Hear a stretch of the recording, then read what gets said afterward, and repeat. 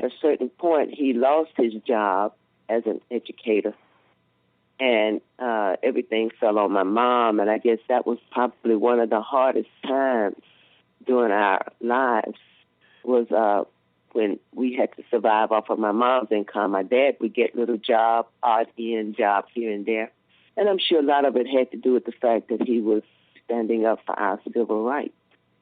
But under the circumstances, I say, in Monroeville, we had a wonderful life that was, he exposed us. Oh, boy, exposure, lesson in itself. And we truly got exposure traveling different states and different cities during the summer, connected with the Sunday School BTU, I believe, Sunday School. Mm-hmm.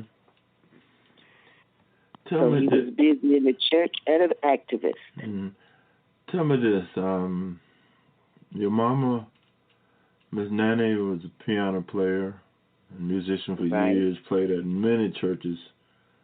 I love to hear her play, and I like to sing along with her. One day I want to sit down and record with her and just sing them old gospel songs. I think that's a powerful enlightening right there. Yeah, that sounds like a good show. Yeah, with the family. You know what I was awfully surprised by, and I spoke to you earlier this morning prior to this interview here. I found out that your father was a B-flat tenor sax player in the first Alabama State marching band. And yes. Oh, what an awesome history for you all, you as a musician, you and Warren. Can you talk just a little bit about that, what that's like? Well, all of that was before my time, but I hear the stories. Mm-hmm. He tell me the stories of how he played in a band in high school, and I often wondered why he didn't go pursue music. But as he tells the story of fights breaking out in the bar and they having to jump through the windows to get out, I guess that was enough to frighten him. But there's one thing about it, he did not stop any of us from pursuing a career in music or playing in clubs. So I appreciate that, because that was part of my life. Yeah. But I can't get him. When I was younger, he would pick it up and blow it a time or two, but he won't even blow it now. He says he don't have that energy. Mm-hmm. But he blows the sax, and my mom played piano. Mm-hmm. She still does. Yeah. I've been doing some research and digging on your mom and your dad, and they are in 2 books that I know of that they have been interviewed and talked to. Your mom and your dad is quite a history of civil rights struggle here in the state of Alabama, specifically Monroe County. Yes. And let me ask you this. I have some files of Mr.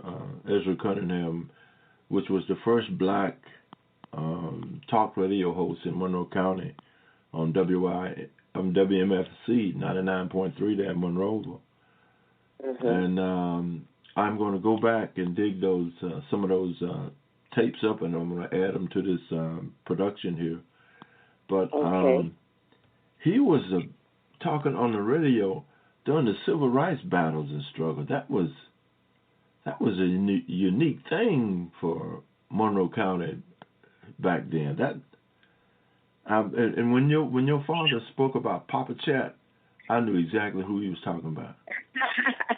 I've forgotten Ezra. Mr. Cunningham went by that name, Papa Chat. Papa Chat. Papa Chat. He could talk some stuff on the radio, and you talking about, he used to tell me how mad he would make the white folks, and he said he just told the truth. He did. That's all, just telling the truth. So if the truth makes people angry, maybe that's why we're so mad now. Mm-hmm. Because the truth is coming. The truth is coming. Yeah. Well, look, Is there anything else you want to add? Because this is prior to running the interview that you did the filming of and talking to your mom and dad. Anything you like to add? I guess I will add, because my father and Mr. Cunningham worked so close together, I did get involved in some of the marches and some of the movement when I was a teenager coming up. Unfortunately, we didn't do a lot of marching, but we did do some protesting, sit-ins, I guess you could say. So I'm glad that I had an opportunity to be a part of that, and just delighted. But yeah, my mom plays piano, and she's been playing all of my life, and she's still playing. I think she's one of the few musicians left in Monroeville, so she gets to play everywhere because there are not a lot, and I just admire her for that. And for standing with my dad doing his fight and unemployment. I know we closing in on the end of the interview, but I remember reading in the book where your mom was a sit-in piano player for at Hopewell CME Church there across from the Coliseum, across from. But anyway, I thought that was a powerful memory of her and her stance and support of your father, and how she was preparing for an interview for someone to come talk to Mr. William, and how she went through the process of preparing a Southern meal for that interviewer. That's powerful stuff. It is. But you know, Freddie, what's so interesting, God must see and plan, because we've gone to, we went to President Barack Obama's inauguration. And while we were there was a young man from a radio station out of Spain. And he sat and he interviewed my father for an interview that was programmed and played over there. I need to try to get my hands on it. But it's just amazing how God puts him in a place, and he's the only one of his friends left. And God puts him in a place so that people are interviewing his life and his struggles. So it's just a blessing. Oh, that's a book in itself. All the That's different interviews. I know that's the third powerful entity of media outreach into history, reaching into the history beyond you and beyond our lives, is what he has experienced and what he has said. If you can find that interview, get it in our hands, and let's add it to this documentary. Because yes, sir, I sure will. That's powerful. Yes, it is. Well, Andretta, I thank you for taking this early morning time away from your time to talk about your mom and your dad. And God bless you, and I look forward to sitting down with you and your mom and some old hymn books and recorders on and letting God use us. I'm looking forward to that. I do too, Freddie. Thank you so very much. Yeah, and oh, by the way, guess what instrument I played in the marching band? B-flat tenor saxophone. No, get out of here. That's it.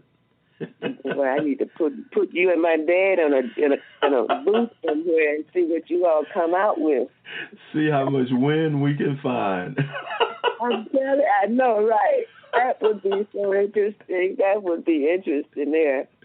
That's what they call it. That's why they call it a win-win. Win-win.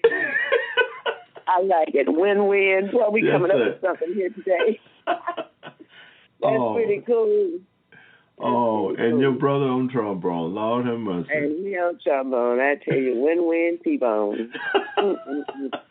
Well, Andretta, I enjoy talking to you. Me and you going to have to do some, just me and you, reminiscing about history. We shall. All we right. We shall. Okay. God bless you, lady. Right. Thank you, and you have a blessed day as well. All right. Bye-bye. All right. Bye-bye. Man, oh, man. God is awfully good. Andretta Williams, the daughter of Mr. H.B. Williams and Miss Nanny Ruth Williams. Stay with us as we continue here on Howcee Productions Gospel Blog Talk Radio, as we do and talk with civil rights activist Mr. H.B. Williams and his wife, Nanny Ruth Williams. Monroe County Black History. Stay with us. Call America. Mr. Williams, Ms. Williams, welcome to Howcee Productions Gospel, and this is a historic day. I was telling you all before we got started that I should have taken this opportunity with Mr. Ezra Cunningham, but God did not see fit. But I said to myself I would not allow that to happen with you, Mr. Williams and Ms. Williams. Good evening and welcome. You all can start back as far as you want to go. Mr. Williams, your first coming to this community and your relationship with the NAACP, all the organizations that you've been associated with it for years and years. Again, welcome.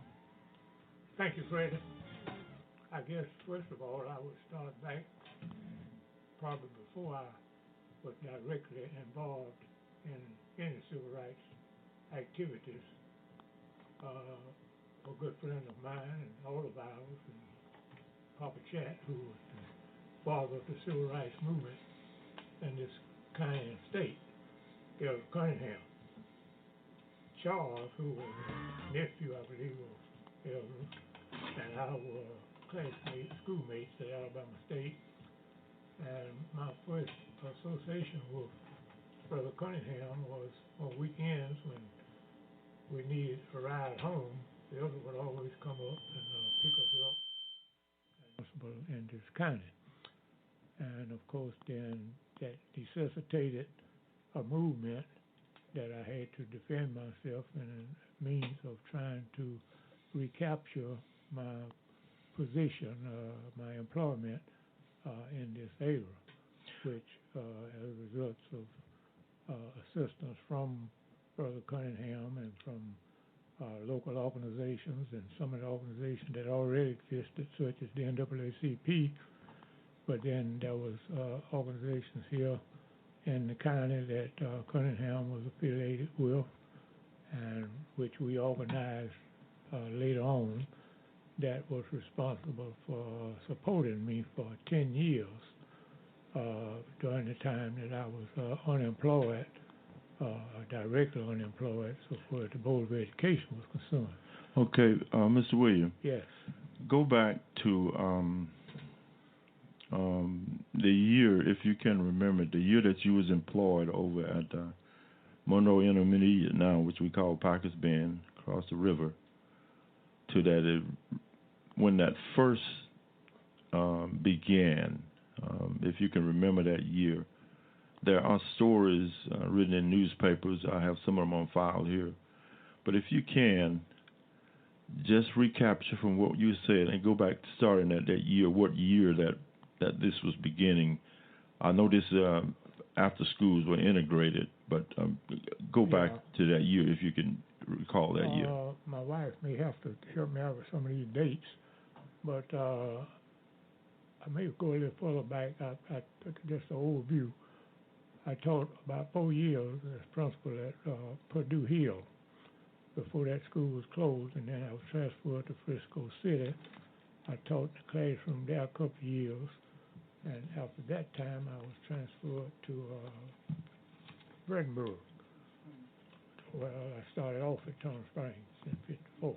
1954. That was my first employment at Tunnel Springs. After all that, then I was transferred over to Lower Peachtree, which I served until such time that I mentioned Brandenburg and Purdue Hill. I started at Purdue Hill, Frisco City, Tunnel Springs, Brandenburg, and then back to Lower Peachtree as principal.